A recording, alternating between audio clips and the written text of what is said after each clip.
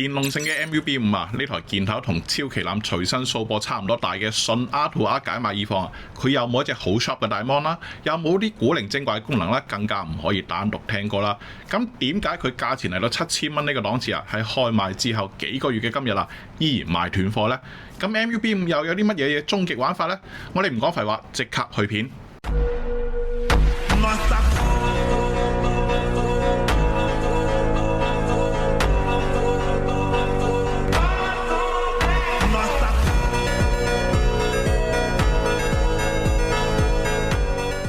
咁講到音頻產品熱銷嘅最核心原因啊，一定係佢把聲掂過碌蔗啦。一旦 MUB5接翻節奏坦克嘅 V3B， 又或者係其他更加靚嘅純數字轉盤嗰陣啊，搭配出廠 1.0 C2 固件啊，佢已經可以俾到你一把一啲萬幾蚊嘅超旗艦隨身掃播嘅聲音表現俾你啦。咁無論係把聲嘅紮實度啦、分離度啦、人聲嘅情感起伏啦、細節度啦、潤澤度啦，都比起唔少超旗艦嘅隨身掃播仲要好聽啊！而且佢把聲非常之咁中正，唔飄唔虛唔發冷啊！咁喺各大超旗艦隨身掃播都要對標 CD 機嘅今日啦，咁用呢套組合攞去 PK 啲幾千蚊嘅隨身 R2R CD 機啊，一樣可以打得有嚟有回啊！咁就算我哋淨係用手機通過藍牙連接 MUB5啊，出嚟把聲嘅表現呢，都足夠去抗衡好多4000檔嘅隨身掃播啊！咁睇到呢度，有啲燒友可能就會問啦，我點解唔去直接搞台超旗艦嘅隨身掃播呢？咁呢度就要講到第二點，使用場景嘅覆蓋啊！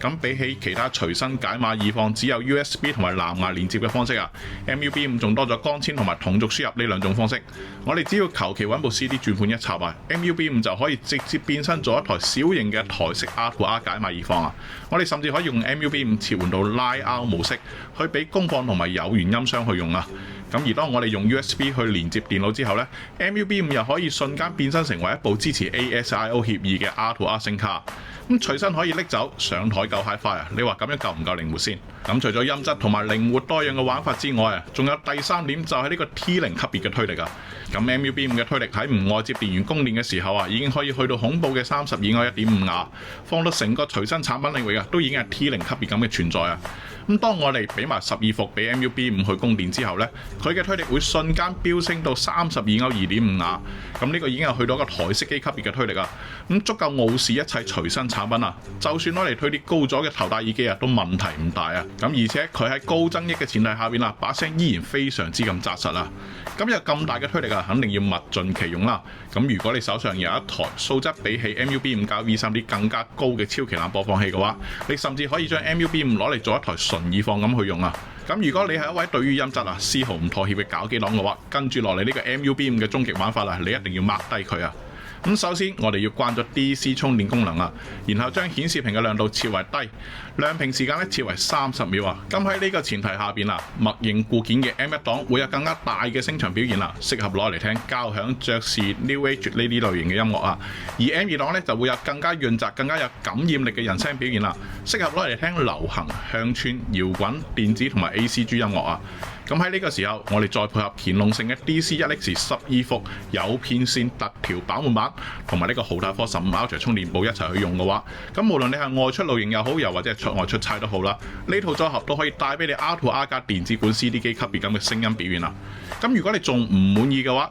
乾隆城仲準備咗3個素質比起原廠固件更加高，大把聲嘅表現咧就各有唔同嘅固件俾你去揀啊！你再都唔使拗爆頭咁去調嗰個，你自己花好耐時間都未必一定搞得掂嘅 EQ 啊！咁講白咗 ，MUB5 就係一台唔靠隻 mon， 唔靠啲古靈精怪嘅功能，淨係靠把聲同埋推力去征服嗰啲對隨身音質有極致追求嘅玩家，令到呢啲玩家願意為咗佢極致嘅聲音表現啊，去加入捆綁大軍嘅硬核設備啊！咁如果你都係呢一類型嘅玩家，又想搞一套萬元級別嘅隨身畢業套裝嘅話，咁呢套乾隆城嘅 MUB5 再加埋 V3D 嘅組合啊，你可以冇腦咁去衝啊！好啦，今期節目就到呢度，我係教你軟硬結合玩好 HiFi 嘅華哥仔，我哋下期再見。